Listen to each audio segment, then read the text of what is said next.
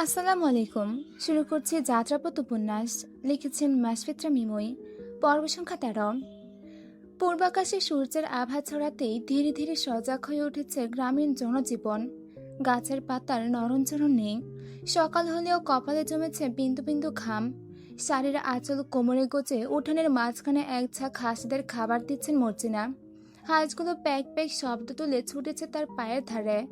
নাচের বারান্দায় বসে কলারুটি খাচ্ছে। মাঝে মধ্যে গরমের থেকে বাঁচতে নিজের শরীরে বাতাস করছে হাত পাখা দিয়ে। চাচির কর্মকাণ্ড দেখে নাক সিটকে বললাম, হাঁস বলে গিদরে, আমি একটা গিদর। তুই গিদর? তোর ১৪ গোষ্ঠী গিদর। তাইলে তো ছোট চাচাইও গিদর, একটাকে ঘুমান কেমনে? সকাল সকাল মাথা খাবি না, শান্তি দে। আমনের মুরগি আমার বারান্দায় লাদায় দেয়, তবুও কিছু কই না। কিন্তু হাঁস জিনিসটা মাইনা নিতে পারতেছি না, গন্ধে টিকা যায় না। ভালাই ভালাই এসব দূর করেন, না হলে কিন্তু মাংসকে মাঝখানে বিলাই দিমো। আমার হাঁসের মেহে খালি হাত লাগাইয়া দেহিস, তোর হাত গলায় ঝুলাইয়া দিমো। ছোট নাজির সাহেব পাইছেন নাকি? এখন বড় হয়েছি, গায়ে হাত তোলা অত সহজ না। তোমার মতো নাজির সারে এই মর্জিনা গোনায় ধরে না। ফহিনীর জিয়ের ভাব কি? হিংস্র দৃষ্টিতে তাকালেন মর্জিনা, যে কোনো মুহূর্তে যেন নাজিরের ওপর ঝাঁপিয়ে পড়বেন। নাজির বসা থেকে উঠে সরে গেল নিরাপদ দূরত্বে। এই মহিলাকে বিশ্বাস নেই। মুখের সাথে সাথে হাতও চলে বেশি। প্রতিবেশী নারীরা তাই তাকে এড়িয়ে চলে। অদূরে রান্নাঘরে মাটির চুলায় আগুন জ্বলে উঠেছে। ধোঁয়া ভেসে বেড়াচ্ছে বাতাসে। ফরিদা রান্না করছেন। চুলায় ভাত বসিয়ে বেগুনি তেল মাখাচ্ছেন পোড়ানোর জন্য। চাচি ভাতিজার জমজমাট ঝগড়ার মাঝখানে ব্যাগরা দিতে কথা থেকে যেন ছুটে এলো কলিমের মা। বাড়ি বেশি একটা দূরে নয়, প্রায় কাছাকাছি বললেই চলে। চোখে মুখে তার উপচে পড়া আনন্দ। কলিমটা সকাল হলেই এর ওর বাড়ি গিয়ে ফরমাইশ খাটে। মহিলার স্বামী নেই। কয়েক বছর আগে স্বামী পরকীয়া করতে গিয়ে ধরা খাওয়ার পর দ্বিতীয় বিয়ে করিয়ে দেয় গ্রামের মানুষেরা। সেই বউয়ের কান পোড়াতেই স্বামী তাকে তাড়িয়ে দেয়। ঘুরতে ঘুরতে তিনি চলে আসেন বনখড়িয়া গ্রামে এক আত্মীয়ার বাসায়। তারপর থেকে এখানেই তার বাস। চেয়ারম্যানের তত্ত্বাবধানে এক টুকরো জমিতে তুলেছে ছনের ঘর। শাহ বাড়িসহ আরও বেশ কয়েকটা বাড়িতে সারাদিন কাজকর্ম করে যা পায় তাই দিয়েই মা ছেলের দিব্যি চলে যায়। তার চকচকে চাহনি দেখে নাজের কিছু একটা আজ করেছে বোধহয়। কান্দার শেষ কলাটা ছিলতে ছিলতে জিজ্ঞেস করল, এত খুশি কেন চুগলখোর চাচি? কার বাড়িতে আবার আগুন লাগছে? প্রশ্নটায় কলিমের মা অত্যধিক খুশি হলেই বললেন মনে হলো, তবে চুগলখোর শব্দটায় বিশেষ পাত্তা দিলেন না। নাজিরের স্বভাবই তো অন্যকে খোঁচা মেরে কথা বলা, তাই আর হেয়ালি করলেন না। পাল্লায় হেলান দিয়ে বসলেন। কালো মাটির প্রলেপ দিয়ে বাড়িটা লেপা হয়েছে। এই তো সপ্তাহখানেক আগে তিনিই লেপিয়েছেন। তার জন্য পারিশ্রমিক হিসেবে নাজিরের থেকে ৫০ টাকার চকচকে একটা নোটও পেয়েছিলেন। শাড়ির আঁচলে ঘরমাক্ত মুখ মুছতে মুছতে বললেন, একেবারে টাটকা খবর। শাহবাড়ির মাইনসিকা কলজা ঠান্ডা করে দেওয়ার মতো খবর। কন কি একেবারে কলজা ঠান্ডা করে দিব? কন দেখি তাড়াতাড়ি। চুলার মুখে খড়ি ঠেলতে ঠেলতে উৎসুক দৃষ্টিতে ফরিদা তাকিয়ে রইলেন কলিমের মায়ের দিকে। চোখে মুখে তার আগ্রহ। মর্জিনা ভ্রুজোড়া কুচকে বিরক্তির সহিত বললেন, মহিলা মানুষের ভিতরে তোর কি কাম? যা হেন থাইক্কা কথা হতে দে। কেডা মহিলা? আমনে? আয় হায়, কন কি? আমনে তো একটা বেটা, আমার প্রিয় বন্ধু। আয়েন বিড়ি খাইয়া আহি। গোলামের পুত? ছি, ভাসুরের গোলাম কয় বেয়াদব মহিলায়। আসুক চাচা, কান পড়া দিয়া বাপের বাড়ি পাঠায় দিম। ফরিদাও এবার বিরক্ত হলেন, চুপ থাকার নির্দেশ দিলেন, কাইচা পরে করিস, আগে ঘটনা শুনতে দে। তুই কত কলিমের মা, কি হয়েছে? কলিমের মা আশেপাশে তাকালেন, সতর্কতা অবলম্বন করে বললেন, মারাত্মক ঘটনা ঘটছে গো বাবি। পরশু মাস্টার বাড়ির নজরুল চাচার মাইয়ার বিয়া হইল না? হ। ওই দিন হ্যাগো বাড়ির কোন মাইয়া জামাইয়ের লাগে জানি আরেক মাইয়া এক ঘরে ধরা খাইছে। সে কি কাণ্ড গো ভাবি! এই কথা এখন গরম খবরের লাহান গ্রামে ভাসাইয়া বেড়াইতেছে। নাউজুবিল্লাহ, কি নষ্টামি! তাইলে আর কি, আমার তো হুইনাই বমি আসতেছে। রাস্তা দিয়া আইতে আইতে কয়বার যে থুতু ফেলাইছি। মাইয়ারাই মাইয়াগো শত্রু, বইন হইয়া কেমনে আরেক বইনের জামাইয়ের লগে! সি! নাজের ভ্রু কুচকালো। কলার খোসা একটা ডেকচিতে জমা করলো। গরুকে ভুসির সাথে খেতে টিপে জিজ্ঞেস করলো, কোন মাইয়া করছে? হ্যাঁ গো, বাড়ির তো অনেক মাইয়া। বুঝতে পারতাছি না। আমি শুনছি জায়েদার মায়ের কাছ থেকে হাই নাকি হ্যাগো বাড়িত কাম করছে সেই দিন। পাশের বাড়ির মানিকের মায়ার লগে হাইনজা পর্যন্ত গল্প কইরা রাইতে ফিরার সময় দেখে কান্দে কান্দে আকবর দাদার মাইয়া আর নাতনি সদরে যাইতাছে। হ্যাগো থেকে যতটুকু শুনছে। আমি আবার বেন্যাবেলা বুইরা জিন্নতালিরে জিগাইলাম, কিন্তু কিছু কয় না। এরপর চাপাইয়া ধরতে যা বুঝলাম বাড়ির ছোট মাইয়া। ছোট মাইয়া ফাহমিদা না? ওরই তো বিয়া হইল।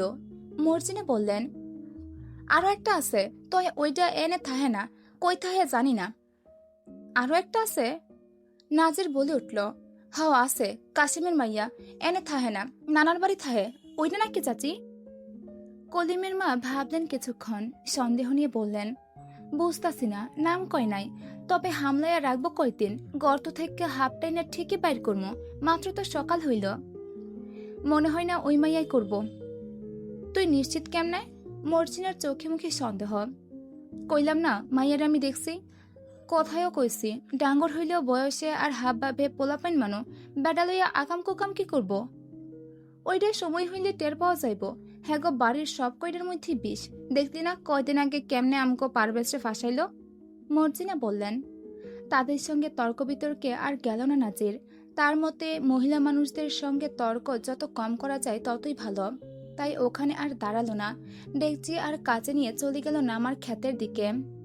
প্রথমে ঘাস কাটবে ছাগলের জন্য, তারপর গরুর চারিতে ভুসি গুলিয়ে বের হবে ধানের জন্য ক্ষেত তৈরি করতে। আমন ধানের চাষ করবে এবার। বাজারের ব্যাগ হাতে কিছুটা বেলা করে আজ বাড়ি ফিরছিলেন কাশেম আলী। গতকাল পরিবার সমেত ভাতিজির বউ ভাতের অনুষ্ঠানে তার শ্বশুর বাড়িতে যাওয়ায় আজ ভোরবেলায় বাজারে যেতে হয়েছে। চায়ের দোকানে তখন উপচে পড়া ভিড়। এই চায়ের দোকানটা দক্ষিণ পাড়ার সিদ্দিকের। সারাদিন লোক সমাগম লেগেই থাকে। তবে এখানে অত্যন্ত ভিড় হয় সকাল, সন্ধ্যা আর রাতে। মহাসড়কের পাশ ঘেঁষে দোকান থাকায় যে কোনো পাড়ায় যেতে হলে এটাই পার করতে হয় সর্বপ্রথম। দোকানের ভেতর থেকে বেশ কয়েকটা কণ্ঠ হতে ডাক পড়ল, কাশেম ভাই, ও কাশেম ভাই, যাওয়া কেন? গ্রামের মানুষের সাথে সর্বদা হেসে কথা বলেন কাশেম আলী, কিন্তু আজ তিনি হাসলেন না। মুখে গাম্ভীর্য এঁটে মিহিক স্বরে বললেন, বাজারের ব্যাগটা দিয়ে আসি বাড়িত। গ্রামের প্রবীণ মিন্নত ব্যাপারী হাঁক ছেড়ে ডাকলেন নিজের নাতনিকে, সুরজ, ওই সুরজ, তোর কাশেম চাচার সদায়ের ব্যাগটা সাবধানে বাড়ির দেয়, চাচির হাতে দিবি কিন্তু। ওপাশের ফাঁকা স্থানে ডাঙ্গুলি খেলছিল সুরজ। দাদার নির্দেশে চোখে মুখে ফুটে উঠল বিরক্তি। খেলা ছেড়ে চলে এলো সে। কাশেমের হাত থেকে ব্যাগ নিয়ে করল প্রস্থান। কাশেম আলী কিছু একটা আজ করলেন। হুট করে এত খাতিরদারি করার মানুষ তো এরা নয়। তবে নিজেকে ভেতরে ভেতরে তৈরি করে রাখলেন আগে থেকেই। সর্বপ্রথম প্রসঙ্গ তুলল মতিন, যার কাজ হচ্ছে দোকানে বেকার বসে থেকে সবার বাড়ির গোপন খবর বের করা। হালকা কেসে বললেন, গ্রামে গুঞ্জন উঠছে, তঙ্গবাড়ির কোন মাইয়া নাকি ফুপাতো বোনের জামাই লইয়া এক ঘরে ধরা খাইছে। দরজা ভাঙ্গে হাতে নাতে নাকি ধরছাও। এমন ভয় পাচ্ছিলেন কাশেম আলী। তবে ঘটনাটিকে বিকৃত করায় খুব বাড়ল, কিন্তু উত্তেজিত হলেন না। সব জায়গায় উত্তেজিত হওয়া মানায় না। যথাসম্ভব শান্ত মস্তিষ্কে বললেন, কে কইছে তোমারে? শুনছি আর কি, সরলারেও দেখলাম কানতে কানতে কই যাইতেছে। বিয়া বাড়িত কানবো কেন? বিয়ে বাড়িতেই তো কান্দে। একটা মায়ারে ছোট থেকে পাইলা পয়সা বড় করার পর আরেক বাড়ির পোলার লগে বিয়া দিয়া বিদায় দেওয়ান কি কম কষ্টের কাম? মাইয়া তো তুঙ্গ বাড়ি তো আছে নাকি? মাথা নাড়লেন লোকটা। মিন্নত বললেন, তাইলে যে গুঞ্জন উঠছে হেডার কি হইব? উঠতে দেন চাচা, হাওয়ার ফালাইয়া দেন, উঠতে উঠতে যাইব গা। এইগুলা শত্রুপক্ষ গো কাম। কয়দিন আগে দেখলেন না হ্যাঁ গো বাড়িতে একের পর এক কি ঘটলো? তাই ধামাচাপা দেওয়ার লাগিয়া আমগো বাড়ির মাইয়ার গায়ে কালি লাগাইতে চায়। সুখ সহ্য হয় না। কেউ কেউ তার কথাই বিশ্বাস করলো, আবার কেউ বা করলো না। বিশেষ করে মতিন আর দোকানদার সিদ্দিক। শাহদের সঙ্গে তাদের বিশেষ সখ্যতা রয়েছে, তাই এই ঘটনার গভীরে তারা যাবে। মতিন সন্দেহ নিয়ে পুনরায় জিজ্ঞেস করলেন, সোডোমাইয়াটা তোর না? সেই কোলে থাকতে দেখছিলাম, এখন কই থাহে? নানা বাড়ি। ওনের থাহে কেন? পালক দিয়ে দিছস? এইসব কি কথা? নিজের মাইয়া পালক দিমু কেন? ওর নানা স্কুলে হেডমাস্টার, বড় মামা আর্মি, ছোট মামায় কলেজে পড়ায়। শিক্ষিত পরিবার, তাই হ্যাকো কাছে রাইখা দিছি মানুষ হওয়ার লাগা। গ্রামে থাইকা মানুষের মাইয়ার মতো পাড়া বেড়ানি কুটনি বাড়ামো নাকি? ক্ষিপ্ত শোনালো কাশেম আলীর কণ্ঠস্বর। সিদ্দিক চায়ে চিনি মেশাতে মেশাতে বিদ্রুপ করে বলল, মাস্টার বাড়ির বাকি মাইয়ারাও তো গ্রামেই বড় হয়েছে চাচা। পড়ছিও গ্রামের স্কুলে, হেরাও কি পাড়াবাড়ানি হয়েছে? নিজেকে সংযত করলেন কাশিম আলী। রাগ জিনিসটা মারাত্মক, মুখ দিয়ে উল্টোপাল্টা কথা বের করে দেয়। ধৈর্য ধরে বললেন, আমগো বাড়ির মাইয়াকে কখনো বাড়ির বাইরে অকারণে দেখছ সিদ্দিক? তাকে কোনো খারাপ দিক দেখছস কখনো? না, তা দেখি নাই। তাইলে স্কুল বন্ধ দিলেই আমার মাইয়া চলে আসে, তার উপর জেলা শহরে থাহে হেরা, তাই সব সুযোগ সুবিধা থাকায় দিয়ে দিছি। তালেবরেও মেট্রিক পাস করাইছে ওইখান থেকে, এরপর আর পড়লো না। মাসুমটারে তো পারলামই না, ডান পেটে পোলা, এখানেই পড়ছে। পোলা মানুষ বললে জোর দেই নাই, মাইয়াটাও মেট্রিক পাস করুক, তারপর একেবারে নিজের কাছে আইনে রাখবো। কথা রেখে খুব সূক্ষ্মভাবে সেই মুহূর্তে ধামাচাপা দিলেন কাশেম আলী। কিন্তু গ্রামের মানুষ তো আর ঘাসে মুখ দিয়ে চলে না। তাদের কাছে নিজের পরিবারের চেয়েও অন্যের পরিবারে কি হচ্ছে বা হয়েছে সেসব নিয়ে চলে কৌতূহল। মাস্টার বাড়ির আবহাওয়া আগের রূপে ফিরে এসেছে। অতিরিক্ত মানুষ এখন আর নেই। কাশেম আলীর শ্বশুর বাড়ির মানুষেরাও ফিরে গিয়েছে রাতের ট্রেনে। সোজা সদরঘাট গিয়ে লঞ্চে উঠবে তারা।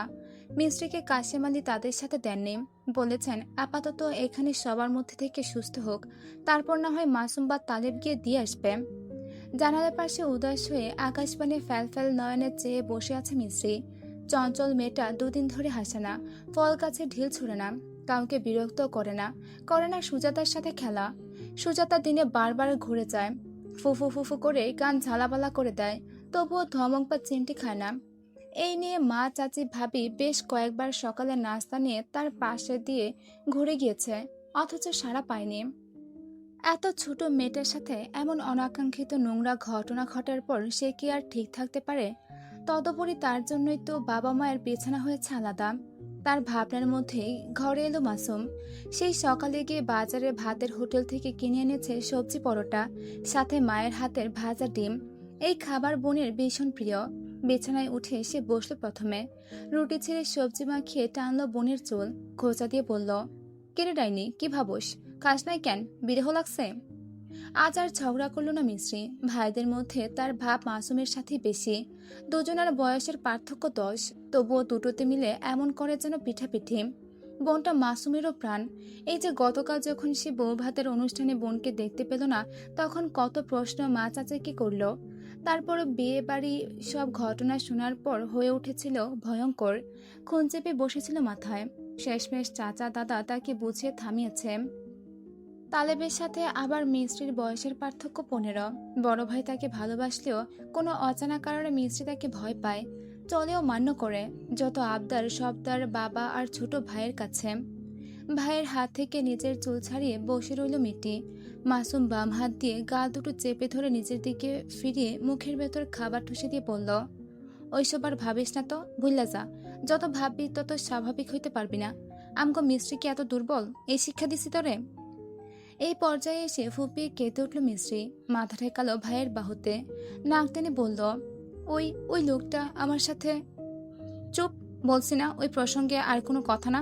যা হওয়ার হয়েছে, এতে তোর কোনো দোষ আসিল না। এর থেকেও খারাপ বহু মানুষের লোকে হয়। তারা কি এমনভাবে মুখ কালা কইরা বইয়া থাহে?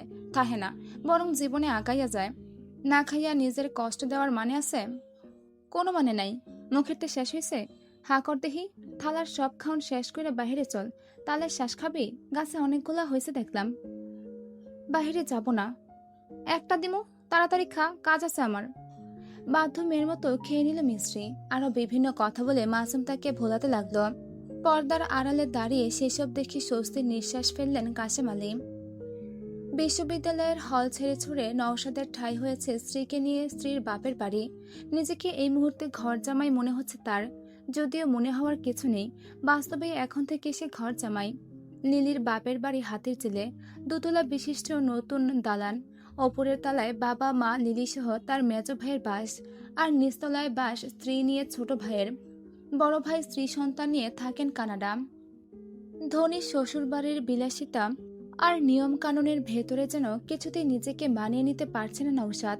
প্রতিটি মুহূর্তে এক অদৃশ্য লজ্জা তাকে ঘিরে ধরছে। নিজের অস্তিত্বটাই যেন কোথাও মলিন হয়ে গিয়েছে। এদের সামনে নিছক এক ঠুনকো মানুষ, সে ছোট, তুচ্ছ, অপ্রয়োজনীয়। এই তো গত রাতেই বাড়ির কাজের মেয়েটি ফিস করে কাউকে বলছিল, কেমন শিয়ানা পোলা দেখছেন আম্মা, বড় লোকের মাইয়া পটায় কেমনে শ্বশুর বাড়ি আস্তানা গাড়ছে দেখছেন? পানি খেতে গিয়ে কথাটা কানে আসে নওশাদের। শিরায় শিরায় ছড়িয়ে পড়ে কথার বিষ। তার ধারণা নির্ঘাত শাশুড়ির কাছে এইসব বলছিল মেয়েটি। তৎক্ষণাৎ বুকটা মুচড়ে উঠল। অথচ 23 বছরের জীবনে ভাই তাকে কতই না আগলে রেখেছিল, কারো কোনো বিরক্তি বা কটূক্তির সম্মুখীন হতে দেয়নি। কিন্তু তার বিনিময়ে সে কি করলো? চুপচাপ ঘরে ফিরে এসে লিলিকে বলল, আর এখানে থাকা যাবে না, চলো আমরা ভাড়া বাড়িতে গিয়ে উঠি। এভাবে আর কতদিন? কাল না হয় নতুন বাড়ির খোঁজ করব। লিলি ঘুমে ঢুলুমুলু চোখে চেয়ে গা ছাড়া ভাব নিয়ে বলল, টাকা থেকে? চাকরি করো? সংসার খরচের টাকা কি তোমার ভাই দেবে? চুপচাপ এখানে পড়ে থাকো, ভাড়া বাড়িতে গিয়ে আমি থাকতে পারবো না। বোঝার চেষ্টা করো লিলি, সুখ সহ্য হচ্ছে না? এত বড় বাড়িতে থাকতে পারতে কখনো? পড়াশোনা করো, মা বলেছে পড়াশোনা শেষ হলে বাবার সাথে কথা বলে তোমার চাকরির ব্যবস্থা করে দেবে। পাগলেও মনে হয় না এমন অফার পেয়ে ঠেলে দেবে। ঘুমাও। জীবনে উন্নতি করতে চাইলে, সামনে এগিয়ে যেতে চাইলে লজ্জা আর আত্মসম্মান থাকতে নেই। নওশাদ চুপ হয়ে গেল। এই লিলিকে তার বড্ড অচেনা লাগছে। কয়েকদিনের ব্যবধানে একটা মানুষ বদলাতে পারে কিভাবে? নাকি আগে থেকে এমন ছিল, শুধু নওশাদই চিনতে পারেনি? এই পর্যন্ত ছিল যাত্রাপথ উপন্যাসের 13 নম্বর পর্ব। যাত্রাপথ লিখেছেন মাসফিচা মিমই। পর্ব সংখ্যা 14। 28 জ্যৈষ্ঠ 1403 বঙ্গাব্দ। মধ্যাহ্নে রৌদ্রের তীব্রতা কম। শাখা প্রশাখা উন্মুক্ত করে সর্বদা ছায়া দিয়ে ভরিয়ে রাখা বটতলায় আজ বহুদিন পর নেমেছে মানুষের ঢল। গ্রামের কারো নামে গুরুতর অভিযোগ উঠেছে। বসেছে পল্লীর অঘোষিত আদালত। তবে আজকের সালিশে চেয়ারম্যান অনুপস্থিত। রাজধানীতে দলীয় মিটিং থাকায় তিনি না এলেও তার জায়গায় এসে উপস্থিত হয়েছে মেম্বার হেলাল, অনুচর মকবুল আর গ্রামের বয়োজ্যেষ্ঠ লোকেরা। সামনের ক্যাদারায় দুই পুত্রকে পাশে নিয়ে নীরবে বসে আছেন মাস্টার বাড়ির কর্তা আকবর মিয়া। তার ঠিক পেছনে দাঁড়িয়ে আছেন মাসুমবাদে বাড়ির বাদবাকি ছেলেরা। অপর পাশে বসা গ্রামের অধিক প্রৌঢ় লোক মাতব্বর আফাজউদ্দিন, মেম্বার হেলাল, দেলোয়ার আর শাহবারের দুই কর্তা আমিরুল শাহ এবং মমিনুল শাহ। পেছনে বসা সামিউল শাহ, সাথে রয়েছে আরও কিছু মানুষ। অন্যান্য বিচারাদি পুরো গ্রাম জানিয়ে করা হলেও মাস্টার বাড়ি বলেই হয়তো লোকসংখ্যা আজ কিছুটা কম। শুধুমাত্র গণ্যমান্য ব্যক্তি আর এলাকার মানুষেরাই উপস্থিত হয়েছে সেখানে। আকবর মিয়ার স্বভাবসুলভ গম্ভীর। চারপাশের চাপা গুঞ্জন ব্যাদ করে বললেন, আর কতক্ষণ বসায় রাখবা? যে উদ্দেশ্যে বিচার সভা ডাকছো হেইডা লইয়া কথা কও। আমরাও বইয়ে থাকতে আসি নাই, আমাকেও কামকাইজ আর সময়ের দাম আছে। কথাটা আমিরুল শাহ বেশ বিদ্রুপের সুরে বললেন। তাকে গোনায় ধরলেন না যেন আকবর মিয়া। আফাজউদ্দিন নড়ে চড়ে বসলেন। বহু বছর আগে এই গ্রামের মাতব্বর ছিলেন তার পিতা। তারপর দেশে পশ্চিম পাকিস্তানের সাথে দ্বন্দ্ব বাঁধার পর সব ছেড়ে ছুড়ে বাপ ছেলেতে যোগ দিয়েছিলেন মুক্তিযুদ্ধে। বাবা যুদ্ধে ধরা খেয়ে শত্রুপক্ষের গুলিতে নিহত হন, আর তিনি হন জয়ী। তবুও ঠিকমতো চলাফেরা করতে পারেন না। সহকর্মীকে বাঁচাতে গিয়ে পায়ে খেয়েছিলেন গুলি, তাই হাঁটেন এখন খুঁড়িয়ে। তিনিই বললেন, তোমার বাড়ির মাইয়ার নামে চেয়ারম্যানের কাছে বিচার আইছে। গতকাল হেয়ার লাইগা চেয়ারম্যান আমগরে লইয়া মিটিং করছে। এই সালিশ ডাকার কারণও এটাই। গ্রামের মানুষ ব্যাপারটা ভালোভাবে নিতেছে না, যদিও ব্যাপারটা ভালো না, খুবই জঘন্য। এইটা লইয়াই সব জায়গায় কানাঘুষে চলে। তোমরা এলাকার গণ্যমান্য মানুষ বইলা কথাটা আমগো অনেকেরই বিশ্বাস হয় নাই, তাই আলাপচারিতার মাধ্যমে আজ এই সালিশের আয়োজন। ঘটনার সত্য মিথ্যা যাচাই কইরা সবার মতামত লইয়া বিচার শুরু হইব। পরের কথা শুরু করলেন দেলোয়ার। কয়দিন আগে আমনের বড় পোলা নজরুলের মাইয়ার বিয়া গেছেন আকবর চাচা? আকবর মিয়া মাথা নাড়লেন। তোমরা সবাই তো সেখানে উপস্থিত আসিলাম, কিন্তু দাওয়াত খাইয়া দুপুরে বাড়ি চলে গেছিলাম। মূল ঘটনা ঘটছে হের পরে। কি ঘটনা? আড়াল করেন না চাচা, গ্রামের সবাই জানে এই কথা, আর চাপা নাই। তোমরা কও হুনি। আমনের নাতনি অর্থাৎ কাশেম ভাইয়ের মাইয়া নাকি সরলার মাইয়া জামাই লইয়া নষ্টমী করতে গিয়ে ধরা খাইছে। কাশেম আলী চোয়াল শক্ত করে বসে আছেন। নজরুল আলম ধরে রেখেছেন ভাইয়ের হাত, যাতে রাগটা প্রকাশ না করে ফেলে। গতকাল দুপুর পর্যন্ত সব ঠিকঠাক ছিল, অথচ রাত হতেই বেশ কয়েকজন বাড়িতে গিয়ে সবটা তাদের জানিয়ে এলো। সকাল হলেই মেয়ে নিয়ে যাতে হাজির হয় বটতলায়। নজরুল ভেবে পাচ্ছেন না ঘরের খবর বাইরে গেল কিভাবে। তখন তো বাইরের কেউ উপস্থিত ছিল না সেখানে। তবে এটা কি সরলার কাজ? নজরুল আলমের রাগ বাড়ল বই কমল না। যদি সরলা হয়ে থাকে তাহলে তিনি কিছুতেই বোনকে ছাড়বেন না। তালেব এমনিতে ভদ্র ছেলে, সহজে রাগে না, তবে এই মুহূর্তে রেগে গেল। পেছন থেকে গর্জে উঠল, কেডা কইছে এই কথা? যে কইছে হ্যাঁ কে নিজ চোখে দেখছে ঘটনা? মেম্বার হালাল ভ্রু কুচকে নিলেন। বড়গো মাঝখানে তুই কথা কইস কেন? আকবর মিয়ার নাতির লগে বেয়াদবি মানায় না। আকবর মিয়া ঠান্ডা মাথায় বললেন, বড়রা মুখ সামলায়া কথা কইতে না পারলে ছোটরা তো একটু একটু বেয়াদবি করবই। কেমনে আটকাইব নিজের রাগ, তার উপর তার বই লইয়া কথা কইতেছ? বড়ুর সামনে মেম্বারের কথা খাটল না। মমিনুল শাহ বললেন, যে দেখছে হ্যাই কইছে।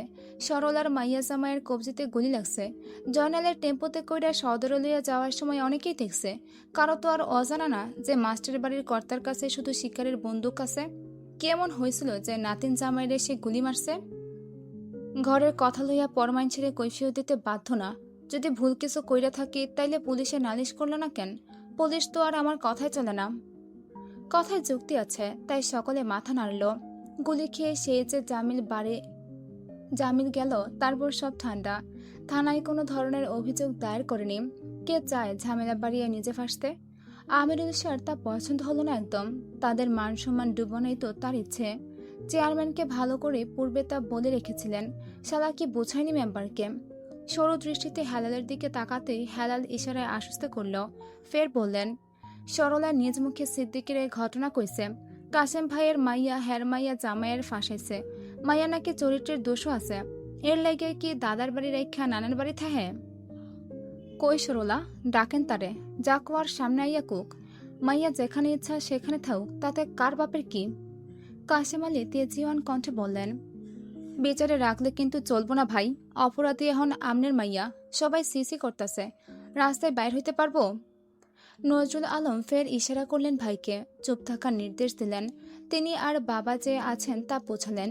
দেলোয়ার বললেন, সেই মাইয়াটা কই আকবর চাচা? মকবুল কয় নাই মায়ের উপস্থিত রাখতে? মাইয়া ছোট মানু, এত মানুষের সামনে ওরে আনা উচিত হইব? যা কওয়ার আমাকে কও। আমরা ওর অভিভাবক। সমস্যার সমাধানে আর প্রমাণের লাগে আমরা আছি। সকলের মধ্যে অসন্তোষ ভাব ফুটে উঠল। আমিরুল শাহ বললেন, গ্রামের নিয়ম এমনি বদলাইতে পারে না। যার নামে বিচার হইব তারাও উপস্থিত থাকতে হইব। এর আগে বহু মাইয়ার বিচার হইছে, তারা কি উপস্থিত আসিল না? ঘরে বেড়া ঢুকানোর লাইগা, নষ্টামি করতে গিয়া তালাক খাওয়ার লাইগা, নেড়া কইরা মুখে চুনকালি মাখাইয়া গ্যারাম ছাড়াও করা হয়েছে। তাইলে এই বেলায় নিয়ম বদলাইব কেন? সবার লাইগা নিয়ম এক হইতে হইব। বুঝতে আর বাকি নেই মূল কলকাঠিতে আমিরুল শাহ নিজেই নেড়েছেন। ছেলের হয়ে কি তবে প্রতিশোধ নিচ্ছেন? মাস্টার বাড়ির পুরুষদের কোনো যুক্তিতর্ক আর এ ধাপে খাটল না। আফাজ উদ্দিন দীর্ঘশ্বাস ফেলে বললেন, কিছু করার নাই আকবর, এইটাই নিয়ম। আইজ তুমি না মানলে কাল অন্য কেউ মানব না। গ্রামের শৃঙ্খলা নষ্ট হইব। যতক্ষণ প্রমাণ দিতে না পারবা ততক্ষণ সবার চোখে তুমগো মাইয়া অপরাধী। মাইয়ারা লইয়া আইতে কও তাড়াতাড়ি। ওইটুকুনি মাইয়ার মনে কি প্রভাব পড়ব ভাবতেছেন না কেন? মতিন চট করে বলে উঠলেন, এইসব ভাবনা আমগো না। মাইয়া ছোট হইল, আমনেগো উচিত আছিল তার দেখে রাখা। না দেখে রাখতে পারলে বিয়া দিয়ে দিতেন। এখন আর কিছু করার নাই। নিয়ম না মাইনা সময় নষ্ট করলে এক ঘরে কইরা দেওয়া হইব। আমগো এক ঘরে করবেন? এত সাহস? কঠিন কিছুও না, গ্রামের মানুষ সবই পারে। সকলে একযোগে চেঁচিয়ে উঠল কথায়। আকবর মিয়া দীর্ঘশ্বাস ফেলে তাকালেন নাতিদের দিকে। তালেব মাথা নত করে প্রস্থান করল। বাড়ি বেশি দূরে নয়। আকাশে মেঘ করেছে। মিস্ত্রিয়া আগে আগে গোসল করে ভেজা চুল ছেড়ে ফ্যানের নিচে বসেছে। গালের ক্ষতটা কালো বর্ণ ধারণ করেছে। এটা যে মানুষের কামড়ের দাগ তা আর বোঝার উপায়টুকু নেই। ওখানে লাগিয়ে রাখা হয়েছে ঘা সারানোর মলম। তালেব এসে চেঁচিয়ে ডাকল, মা, ও মা। স্বামীর কণ্ঠস্বর পেয়ে পলি দৌড়ে এলো। আম্মা ভাতের মার গালায়, কি দরকার? মিস্ত্রি কই? ঘরে। ওরে তৈরি কইরা নিয়ে আসো, বটতলায় লইয়া যেতে হইব। রান্নাঘর বাড়ির ডান পাশে। পারুল ভেতর থেকে কথাটা শুনলেন। মার গেলে বাইরে এলেন। জিজ্ঞেস করলেন, ওরে কেন নিতে হইব? মায়ের কাছে আংশিক ঘটনা খুলে বলল তালেব। পারুল দ্বিমত করলেন, এতগুলা বেড়া মানুষের সামনে আমি আমার মাইয়ারে যাইতে দিব না। তোর দাদা আর আব্বাই কি করে? কিছু করার নাই মা, ওই জানোয়ার গোষ্ঠী পেছনে কলকাঠি নাড়ছে। না নিলে এক ঘরে কইরা দিব। সমাজে আর কেউ মাথা তুললে চলতে পারবো না। পারুল আটকে উঠলেন। চোখ মুখ ছাপিয়ে গেল বেদনায়। কি পাপ জীবনে করেছিলেন তিনি? কেন এই দুর্দিন দেখতে হচ্ছে তাদের? মনে মনে রবকে ডাকলেন, আল্লাহ, সব ভুলের শাস্তি আমারে দাও আল্লাহ। আমার মায়ের ডারে তুমি রক্ষা করো। মাসুম বাড়িতেই আছে, বেলা করে ঘুমিয়েছে। তাকে কেউ নিয়ে যায়নি বিচার সভায়। ছেলেটার মুখের সাথে হাত চলে বেশি। বোনের নামে একটা শব্দ কারো মুখে সহ্য করতে পারবে না। ভাইয়ের কথা শুনে সেও এলো। নিম গাছের ডাল দিয়ে দাঁত মাজতে মাজতে বলল, তুমি যাও, ওরে লইয়া আমি আইতেছি। তোর আর যাওয়া লাগবো না, আমার লগেই যাইব। তুই বাড়ির থাক, বলি ওরা নিয়ে আসো। মাসুম প্রতিবাদ করলো, বোন তোমার একলার না, যাও তুমি, আমার লগেই আইব। আমিও দেখমু কে কতদূর ঘটনা লইয়া যাইতে পারে। মাসুম মাসুম লুঙ্গি কাঁধে নিয়ে চলে গেল কলপার। তালেব বেশ কিছুক্ষণ চুপচাপ সেখানে দাঁড়িয়ে রইল। মাসুম বরাবরই তার অবাধ্য। বড় ভাই হিসেবে শুধু একটু সম্মানটাই যা করে, তাও বাপদাদার ভয়ে। দ্রুত গোসল করে এলো সে। মাথা না মুছে গায়ে জড়ালো শার্ট। পলি মিস্ত্রিকে জোর করে নিয়ে এসেছে বাইরে। পরনে তার সুতি সালোয়ার কামিজ, মাথায় কালো রঙের সুতি ওড়না মোড়ানো। ছলছলা নয়নে একবার বড় ভাইয়ের দিকে তাকিয়ে দৃষ্টি সরিয়ে নিল।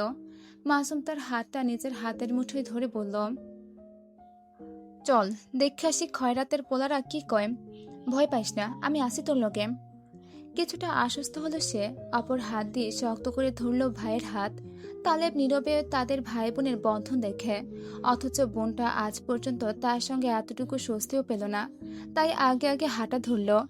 দাদি সৈয়দুন্নেসা শাড়ির আঁচল দিয়ে মাথায় ভালো করে ঘোমটা টানলেন। তারা বেরোতেই লাঠি হাতে সামনে এগিয়ে যেতে যেতে বললেন, মাইয়াডা অতগুলা বেড়া মানুষের মাঝখানে একলা, আমিও যাই, তোমরা থাহো। দিলেরা বাধা দিলেন, আব্বাই রাগ করবো আম্মা। রাখো হ্যার রাগ, হ্যার রাগের থেকে আমার নাতেন ভালামন্দ আগে। বৃদ্ধারা যাওয়ার শূন্য চোখে চেয়ে চেয়ে দুই জাত দেখল শুধু। আকবর মিয়া আর তার পুত্র নাতিদের নত মস্তিষ্ক দেখে শাহদের অধরে আনন্দ উল্লাস। নাজির ভিড়ের মধ্যে দাঁড়িয়ে দেখছে সেই সকল তর্ক বিতর্ক। আজ আর ভেতরে গিয়ে কারো চোখে ধরা দেয়নি সে। মিল্টন তার পাশেই দাঁড়ানো। নাজিরের হাতটা মিল্টনের কাঁধে, অপর পাশে দাঁড়ানো নাজমুল। নাজির হেসে বলল, চলচ্চিত্র দেখতে কেমন লাগে রে বল্টু? মিল্টনও ঠোঁট বাঁকিয়ে হাসল, ভালোই লাগতেছে ভাইজান। এমন চলচ্চিত্র যে এই জীবনে দেখতে পাবো কখনো ভাবতে পারি নাই। আমিও না। তোর কি মনে হয় ক্যাঠাই ফুসাইয়া এই সালিশ ডাকাইছে? নাজমুল প্রশ্ন ছুড়ল, ক্যাটায়? কেডাই আবার? আমগো বড় চাচায়। দেহস না মুখে কি বিশ্বজয়ের হাসি? একটা কামের কাম করছে এতদিনে। পারভেজরে কোচ দিয়া পার মাইরা এনেই বাইন্ধে রাখছিল, বলি নেই কিছু। ওই যে দেহান কেডাই এসে ভাইজান, মাস্টার বাড়ির মাইয়া শেষমেশ সালিশ সভায়। নাজির তাকালো সেদিকে। তালে বেশে দাঁড়িয়েছে বাবার পেছনে। মিস্ত্রিকে নিয়ে মাসুম এসে ঠিক তার পাশেই থামল। তারা আসতে মেম্বার শুরু করলেন কথা। মাইয়ারে ওই জায়গায় বইতে কও। বটগাছের নিচে বসার জায়গা দেখিয়ে বললেন। মাসুম দ্বিমত পোষণ করে তেসরা স্বরে বলল, এনেই ওই ঠিক আছে। আপনি কেউ কি কওয়ার কন তাড়াতাড়ি। এইটা নিয়ম। আমারে নিয়ম শিখাইন না। ছোট থেকে নিয়ম কানুন সালিশ দেখে বড় হয়েছি। কি জিগাইবেন জিগান, এমন পরিবেশে ওই অভ্যস্ত না। দেলোয়ার বললেন, গ্রামের মানুষ কইতেছে তোর বোন ঘরে পোলা লইয়া ধরা খাইছে। আমিও শুনছি, কিন্তু দেখি নাই। তারপর? আকবর মিয়া কড়া দৃষ্টিতে নাতির দিকে তাকালেন। স্বর নরম কর। আমরা এই গ্রামে মানুষের থেকে আলাদা কেন জানোস? কারণ আমরা ভদ্র। হুটহাট খারাপ আচরণ কিংবা কারো নামে দুর্নাম ছাড়ানো আমগো স্বভাবের বাহিরে। নিজেদের সংযত করল মাসুম। কথাটা যে উপস্থিত কিছু ব্যক্তিদের খোঁচা মেরে বলা হয়েছে তা খুব ভালো করে তারা বুঝল। সিদ্দিক বলল, এত ভালা কইরা কথা কওয়ার তো কিছু দেখি না। তাড়াতাড়ি বিচার শেষ করেন। রাইতে জায়েদার মা হ্যাগো বাড়ির সামনে দিয়া আওয়ানের সময় নিজ চোখে দেখছে দরজা ভাঙতে। সরলা চাচির মুখ থেকে আমি সব শুনছি। জামিল রে কাইল আমিরুল ইশারের লগে গিয়া দেখেও আইছে। সব প্রমাণ আছে আমগো কাছে। আপনাগো কাছে কি আছে? স্থানটিতে মুহূর্তের যেন বিস্ফোরণ ঘটল। এতদূর চলে গিয়েছে ঘটনা। এবার পুরোপুরি নিশ্চিত এটা শাহদের কাজ। ওরাই আসল ঘটনা বের করে তা বিকৃত করেছে মানুষের সামনে। আকবর মিয়া বললেন, জামিল হইল সরলার বড় মাইয়ার জামাই। আগে থেকে তার চরিত্র খারাপ। হ্যার গ্রামে গিয়ে খোঁজ করলে আসল ঘটনা পাইয়া যাবেন সবাই। মতিন বললেন, আমরা আমনেগো বাড়ির মাইয়ার বিচার করতে আইছি। প্রমাণ দেখান আমনেগো মাইয়া যে শুদ্ধ। একলা পাইয়া মায়াডার সুযোগ লইতে চাইছিল ওই জামিল। আমার নাতিন বউ নিজ চোখে দেখছে। হ্যারপর দেখছে আমগো কাশিমের সম্বন্ধী পোলা আর সুজনে। খারাপ কিছু ঘটনা ঘটার আগে আল্লাহ রক্ষা করছে। আর কি প্রমাণ চাস তুই? কে না কে কি কইল তাতে এক মাইয়ার বিচার করতে আইয়া পড়ছস? কেমনে বিশ্বাস করি? নাতিন বউ সুজন আর শালার পোলা সবই তো আমনেকো নিজেকে লোক, তাকে যে নিজেরা শিখাইয়া পড়াইয়া লড়াই তার কি নিশ্চয়তা আছে? সিদ্দিক বলল। তাইলে জায়েদার মায় আর জামিলেও যে মিছা কথা কয় নাই তারই বা কি নিশ্চয়তা? সুজন বলল। বাহিরে মানুষ কেন তখন আমি মিছা কথা কইব, লাভ কি হাগো? আর সরলা তো নিজেকে ফুফু, তাইলে? অসংখ্য যুক্তিতর্ক চলল, কিন্তু আকবর মিয়া বা তার ছেলে নাতি কারো কোনো কথায় এতগুলো মানুষের সামনে খাটল না। সবকিছু যেন আগে থেকে পরিকল্পনা করা। প্রভাবশালী সবাই তাদের বিরুদ্ধে, আর যারা পক্ষে তারা গ্রামের সাধারণ মানুষ। এদের সামনে কথা বলার মতো সাহস তাদের নেই, তাই শুরু থেকে নীরব। মেম্বার হেলাল বললেন, আপনারা সঠিক কোনো প্রমাণ দিতে পারেন নাই, মুখের কথাই হয় না কিছু, বর্ষাযোগ্য সাক্ষী লাগে, তাই আমগো আর কিছু করার নাই। গ্রামের মানুষ যা চাইব তাই বিচার হইব। আমিরুল শাহ ইশারা করলেন দেলোয়ারকে। এদের কাজই এরুর বাড়ির গিবত করা, সুযোগ পেলে শাহদেরও ছাড়ে না। তিনি বলে উঠলেন, সবসময় যা বিচার হয় এইবারও হেডেই হইব। ন্যাড়া কইরা মুখে চুনকালি মাখাইয়া পুরো গ্যারাম ঘোরাইতে হইব। আইস ওই করছে, কাল ওর দেহা দেহি আরেকজনে করার দুঃসাহস পাইব। দেলোয়ারের কথায় ঘন ঘন মাথা নাড়ল সিদ্দিক, মতিন, মেম্বার সহ আরো অনেকে। মাসুম চেঁচিয়ে উঠল, অসম্ভব, আপনারা কইলেই মাইনা নিতে হইব। মেম্বার বললেন, না মানলে এক ঘরে করে দেব। আওয়াজউদ্দিন দীর্ঘশ্বাস ফেললেন, ইশারায় আকবর মিয়ার কাছে প্রকাশ করলেন অপারগতা। তাকে পক্ষ নিতে অনেক চেষ্টা তিনি করেছেন, কিন্তু তাকে যেন আনা হয়েছে শুধুই লোক দেখানোর জন্য। তালেব, সুজন, মাসুম মেনে নিল, প্রয়োজন হলে হয়ে যাবে এক ঘরে। কাশেম আলী শেষমেশ নরম হয়ে বললেন, আমার একটা মাত্র মাইয়া, এইসব আপনারা করবেন না, ওরে আমি আবার বরিশাল পাঠাইয়া দেব। নজরুলও দীর্ঘশ্বাস ফেললেন।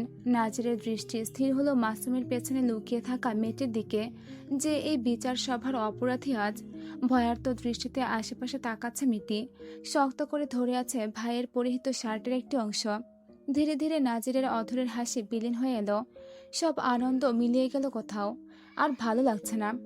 ছোটবেলায় তার মা তাদের দুই ভাই আর অসুস্থ বাবাকে ত্যাগ করে চলে গিয়েছিল অন্য পুরুষের সাথে। তা শুনেই নাজির বড় হয়েছে, অথচ নারী জাতির প্রতি কোনো ঘৃণা তার আসে না। আজ সবার সামনে দাঁড়িয়ে থাকা নাজির সে হতে পেরেছে নারীদের কারণেই। চাচারা বেইমানি করলেও চাচিরা তো করেনি। বড় চাচি তাকে মাতৃস্নেহে আগলে রেখেছেন, দুই ভাইকে রেঁধে খাইয়েছেন, এখনো খাওয়ান।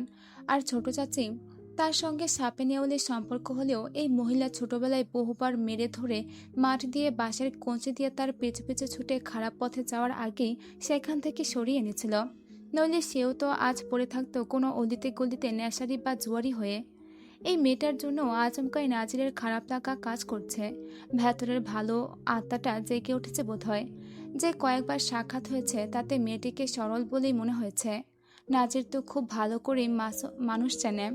সে বুঝতে পারছে শত্রুতার জেরে এই নিষ্পাপ মেয়েটাকে ফাঁসাতে চাইছে সকলে। নাজির একবার এগিয়ে যেতে চাইল, পরক্ষণে নিজ মন বদলে বিড়বিড় করল, ভালো হয়েছে আমি যামু কেন, হ্যার পুরা গোষ্ঠী এনে আছে, হ্যাডাম দেখাইয়া বাঁচাক মাইয়ারে। আমারে কি কেউ কোনোদিন সাহায্য করছে? করে নাই। এই পর্যন্তই ছিল যাত্রাপথ উপন্যাসের 14 নম্বর পর্ব। যাত্রাপথ লিখেছেন মাসফিত্রা মিমই, পর্ব সংখ্যা 15। ঘড়ির কাঁটা 1:30টায় এসে থেমেছে। বটতলার ভিড় আগের তুলনায় অনেকটা কমে এসেছে। অনেকেই প্রস্থান করেছে, আবার অনেকে এসে নতুন করে যোগ দিয়েছে সমাপ্তির মজাটা উপভোগ করতে। কাশেম আলীর শেষ অনুরোধটাও গ্রহণযোগ্য হলো না। মকবুল এগিয়ে এসে মেম্বারের কানে ফিস করে কিছু একটা বলল।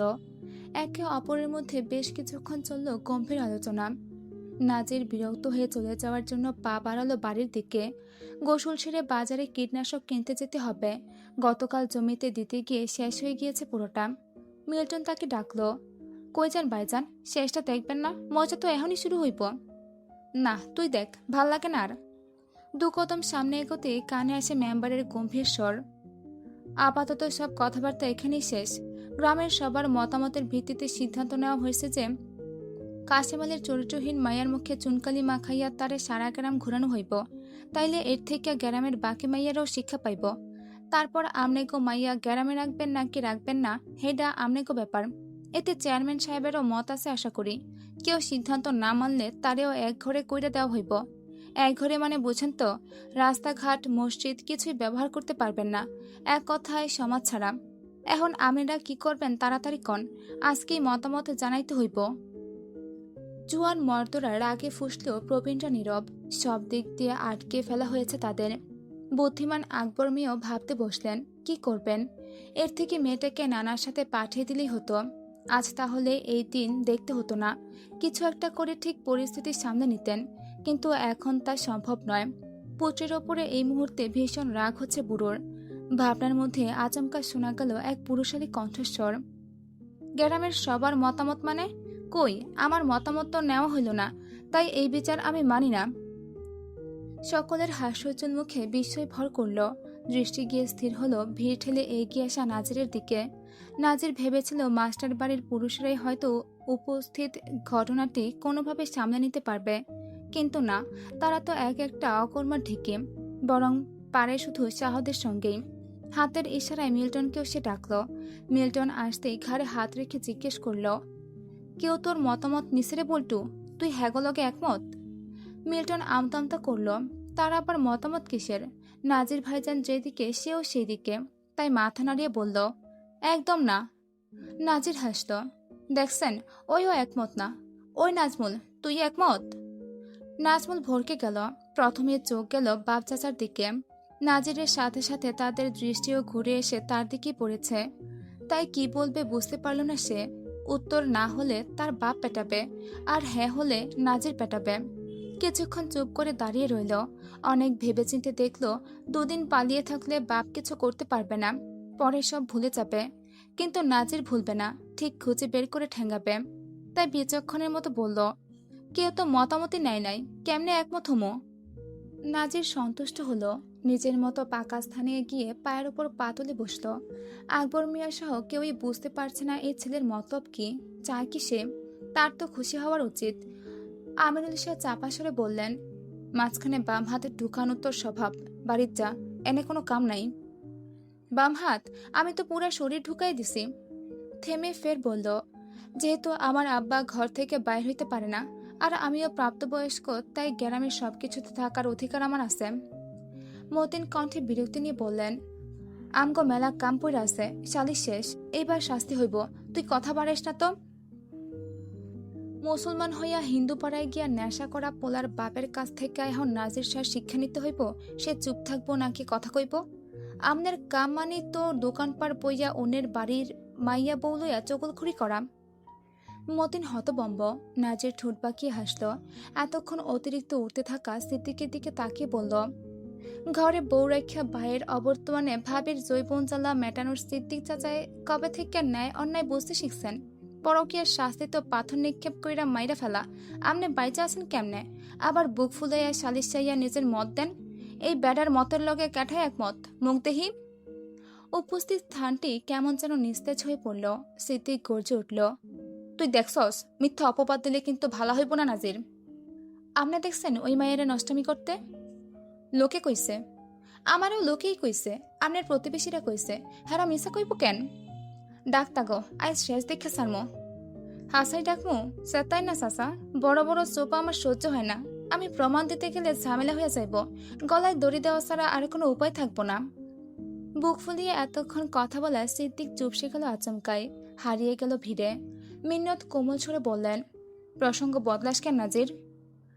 আপনার নাতনির নাম কুলসুম না? কয়দিন আগে খাবারের ব্রিজ পার হওয়ার সময় বাজারের দিকে বাড়ির হজরতের পোলায় যে ওনা ধরে টান মারল, কই তখন তো কইলেন না যে মাইয়া চরিত্রহীন। এখন আবার আমার নাতনির পেছনে লাগছত, কবে হইছে? কইলেই হইব? কলিমের মা সাক্ষী, আমি হেই পোলারে থাপড়াইছি দেখা এখন আর কুলসুমের বিরক্ত করে না। এর লেগে আপনি উপহার হিসেবে আমগো বাড়ির জিমাইন্না মুরগি দিয়ে গেছিলেন, ডাকমু কলিমের মায়েরে। বুড়োর মুখ বন্ধ হয়ে গেল, তালে বিড়বিড় করল, এর মতলব কি? মাঝখানে বাধা দিতেছে কেন? উপকার করার মানুষ তো শাহবাড়ির পুরুষের নাম। সুজন তেমন করেই বলল, বুঝতাছি না, খারাপ কোনো মতলব যে নাই বোঝাই যাইতেছে, থাকলে আবার কথা না। আকবর মিয়াও অবাক চোখে তাকিয়ে আছেন। মেম্বার বললেন, তুই কেন মাঝখানে আইতাসস নাজির? আমগো কাম আমগোই করতে দে। দিমু না, আপনারা আমারে গুরুত্ব দেন নাই, তাই আমি এখন অন্যায়ের প্রতিবাদ করবো। মমিনুল শাহ দাঁত কিরমির করে বললেন, নাজির বাপ আমার, আয় আমার কাছে। এখন না, বাড়িতে গিয়া কোলে উঠে বইয়ে থাকবো। হতাশ হলেন লোকটা। আমিনুল শাহ ফিস ফিস করে বললেন, সব পরিকল্পনা ডুবাইব নাকি? সমস্যা কি ওর? জানি না ভাইজান। মকবুল বলল, হ্যাঁ গো, সঙ্গ দিলে তোরও এক ঘরে কইরা দেওয়া হইব। তোর চামচামি আর ক্ষমতায় সব চেয়ারম্যানের সামনে দেখাইস, নাজিরের সামনে না। গ্রামে ঢোকা বন্ধ করে দিমু একেবারে। কারে এক ঘরে করার ভয় দেখাস? সাহকো এত বড় কলিজা! শেষ কথায় তীর্যক দৃষ্টিতে মকবুলের দিকে তাকালেন আমিরুল শাহ। সত্যি তো, কত বড় সাহস! তাদেরকে একঘরে করতে চায়। একবার সালিশ শেষ হোক, তারপর দেখে নেবে বেটাকে। আপাতত ভাতিজাকে সামলাতে হবে। বললেন, কে চাস তুই? ওরা আমগো শত্রু। শত্রু পুরুষরা, মাইয়ারা না। এবার সব ঠাট্টা ছেড়ে সে গম্ভীর হলো, বলল, ভালা কইরা দেখতে গেলে এখানে উপস্থিত কারো ঘরের অবস্থায় সুবিধার না। কারো নিজের চরিত্রের দোষ, আবার কারো বা ঘরের মাইয়া বইনের চরিত্রে। তাই বুক উচাইয়া কথা কইবেন অন্য জায়গায়, অর্থাৎ অপরিচিত মানুষের সামনে। নিজে যেখানে ভালো না, সেখানে অন্যের বিচার কেমনে করতে আইয়েন? পুরুষতান্ত্রিক সমাজ বললে সব দোষ তো আর মাইয়া মাইনছের উপর চাপাই দিলে হইব না। দেলোয়ার বললেন, রমিজার লগেও কিন্তু একই কাম করা হয়েছিল, ভুলে যাইস না। রমিজার বাপ নাই, ভাই নাই, মা বিধবা। তার জামাই যৌতুকের লাইগা তারে মায়ের ধর করতো বললা আইয়া পড়ছিল। মাইয়াডারে একলা পাইয়া অনেকে কুপ্রস্তাব দিছিলেন। কেডা কেডা দিছিলেন কারো অজানা না। আমি মুখ খোলা শুরু করলে লুঙ্গিত মুইতা দিবেন, তাই চুপ থাকেন। তখন আমি গ্রামে থাকলে অবস্থা খারাপ করে দিতাম। নাজির পুনরায় বলল, মন মতো স্বার্থ সিদ্ধির জন্য বিচার গ্রামে চলব না। দেখা যাইব কাল কোনো পোলায় একটা মাইয়ার দিকে তাকাইলেও সব দোষ হইব সেই মাইয়ার। তার চেয়ে বড় কথা, এইটুকুনি মাইয়া বেটা ফাঁসানোর কি বুঝে? পেট বান্ধায় কেমনে এটা জানে তো? জিগান দেহি। কারো মুখে রা নেই। নাজির বসা থেকে উঠে দাঁড়ালো এবার। ব্যক্তিগত ঝামেলা থাকতেই পারে, তাই বললে সেই ঝামেলার সুদ তোলার লাইগা তাকোপারের মাইয়া মাইনসের চরিত্রে দাগ লাগানো কাপুরুষতার লক্ষণ। সোজা বাংলায় হিজড়া কয়। তাই আমনেগো বিচার আমি মানি না। অকারণে কাউরে সমাজ ছাড়াও করা যায় না। কোনো পুরুষ যদি কোনো নারীর অসম্মতিতে তার গায়ে হাত দেয়, তাইলে দোষ পুরুষের, বিচার হইব পুরুষের। মুখে চুনকালি মাখাইয়া সমাজ ছাড়া করা হইব ওই পুরুষে। আমনেগো উচিত আছিল জামিলা না জানি কামলা কি জানি নাম, হ্যারে গেড়ি দইরা আইন না বিচার করা। কিন্তু না, আপনারা তো আর তা করবেন না। কারণ আপনারা নিজেকে নিষ্পাপ মনে করেন দুনিয়ার সব দোষ শুধু মাইয়া মাইনছের। আফাসউদ্দিন বললেন, যুক্তি আছে নাজিরের কথায়। এখন কি চাস তুই? আমার আবার কি চাওয়া? বিচার করতে হইলে এক চোখা নীতি বাদ দিতে হইব। এই মাইয়ার মুখে চুনকালি মাখাইলে গ্রামের বাকি নষ্টাগুলোর মুখেও মাখাইতে হইব। নেশা করা পোলাকো সমাজ ছাড়া করতে হইব। এর ওর মধুতে জিব্বা লাগানো হিজড়াগুলারে ন্যাড়া কইরা গ্রাম ছাড়া করতে হইব। রাজি? তা না হইলে কিন্তু আমার খারাপ লাগবো। আমার খারাপ লাগলে আমি কাউরে শান্তিতে থাকতে দিব না। যতই হোক সবার কাহিনী তো জানা আছে। কথা শেষ করে এক পলক সবার দিকে তাকিয়ে দৃষ্টি স্থির করল মিশ্রির দিকে। উকি মেরে এতক্ষণ ধরে তাকেই মেয়েটি দেখছিল। দৃষ্টি বিনিময় হলো দুজনার, তবুও কেউই নামালো না চোখ। নাজির স্বাভাবিক হাসল, চেঁচিয়ে জিজ্ঞেস করল, কেউ কি আমার কথার বিরুদ্ধে আছেন? থাকলে হাত তোলেন। কেউ হাত তুলল না। ফাটা বাঁশের মতো ঠোঁট ফাঁক করে দাঁড়িয়ে রইল। কারো সাহস আছে নাজিরের সাথে লাগার? নাজিরের সাথে লাগা মানে শাহদের সঙ্গে লাগা। শাহদের সঙ্গে লেগে শান্তিতে থাকতে পারবে কেউ? মান সম্মান ডুবিয়ে দেবে যেই উশৃঙ্খল তারা। নাজির এবার মেম্বারের উদ্দেশ্যে বলল, কত মানুষ কত কথাই কয়, মাইনছের কামি কাওয়া। কান লইয়া গেছে চেলে কইলেই তো আর কানে হাত দিয়া পরীক্ষা না কইরা চেলের পেছনে দৌড়ালে হইব না। তাই আজকার সালিশ এইখানেই শেষ। সবার উপস্থিতিতে প্রমাণিত মাইয়া নির্দোষ, চরিত্রও ভালা। এখন হ্যাগো মাইয়া কই থাকবো, কি করব তা হ্যাগো ব্যাপার। নিজের বাড়ির মাইয়াগো দিকে নজর দেন। ভবিষ্যতে এমন ঝামেলা আরো হইলে একলগে দুই দিকের ন্যায্য বিচার করবেন। পুরুষে কখনো কিছুতে জোর করা যায় না। বাকিটা আফাজ দাদার উপরে সাইরা দিয়া গেলাম। আমগো প্রাণপ্রিয় মুক্তিযোদ্ধা বইলা কথা। মিল্টনের কাঁধে পূর্বের মতো হাত রেখে ভিড় থেকে বেরিয়ে যেতে যেতে নাজির ব্যস্ত স্বরে বলল, আমার কত কাম, এইসব আজিরা জিনিস দেখার সময় আছে? মিল্টন তাল মেলালো, আমারও বহুত কাম, চলেন ভাইজান। তাদের পিছু পিছু গেল নাজমুল। বিচার সভার প্রাণ হারিয়ে গেল। তিনি এসে তরি ডুবার মতো। আফাজউদ্দিন বললেন, সালিশ তবে এখানেই শেষ। একটা ভুল বুঝাবুঝি থেকে বিশাল একটা গন্ডগোল হয়ে যাইতেছিল। কাশেম আলীর মাইয়া মিস্ত্রি নির্দোষ। তারপর ধীরে ধীরে সমাগম কমতে লাগলো। মাসুম বোনকে নিয়ে চলে গেল বাড়িতে। বাকিরাও ধীরে স্থির হয়ে চলে এলো। পথে স্ত্রীর দেখা পেয়ে থমকে দাঁড়ালেন আকবর মিয়া। পুনরায় পথ চলতে চলতে জিজ্ঞেস করলেন, তুমি এখানে? মায়াডার লেগে চিন্তা হইতেছিল, তাই আইয়া পড়ছি। বাড়ি চলো, কি হয়েছে তা তো দেখছই। হ, ওইটা কার পোলা আসিল? সুবহান আলিশার বড় পোলা। ও। বাড়িতে ফিরতেই মেয়েকে বুকের সাথে জড়িয়ে নিলেন পারুল। কপালে গালে অজস্র চুমুক খেলেন। ছোট ছেলের দিকে তাকিয়ে জিজ্ঞেস করলেন, কি হয়েছে ওইখানে? মাসুম উত্তর না দিয়ে চলে গেল ভেতরে। চেঁচিয়ে ডাকল, চাচি খাওন দেন, সকালেও খাই নাই। উত্তর না পেয়ে বড় ছেলের দিকে এবার তাকালেন তিনি। এবার আর হতাশ হলেন না। তালে ভাত মুখ ধুয়ে পানি মুছতে মুছতে যতটুকু বলা যায় মাকে বলল। পারুল প্রশান্তির শ্বাস ফেললেন। যাক, আল্লাহ তাআলা কারো উসিলায় এবারও রক্ষা করেছেন তাদের। ক্লান্ত মেয়েকে ঘরে নিয়ে মুখে তুলে খাইয়ে দিতে লাগলেন। দুপুরের খাওয়া শেষে বড়রা বসার ঘরে বসেছে। সুজন বলল, নাজরের কাম আমারে ভাবাইতাছে। যেই পোলায় চাচা কোলাহান আমাকে অনিষ্ট চায়, দেখা হইলে যার লগে ঝামেলা লাগে, সেই পোলায় চাচাকে বিরুদ্ধে গিয়া আমগো বাড়ির মাইয়ের পক্ষ নিল। কেন নিল?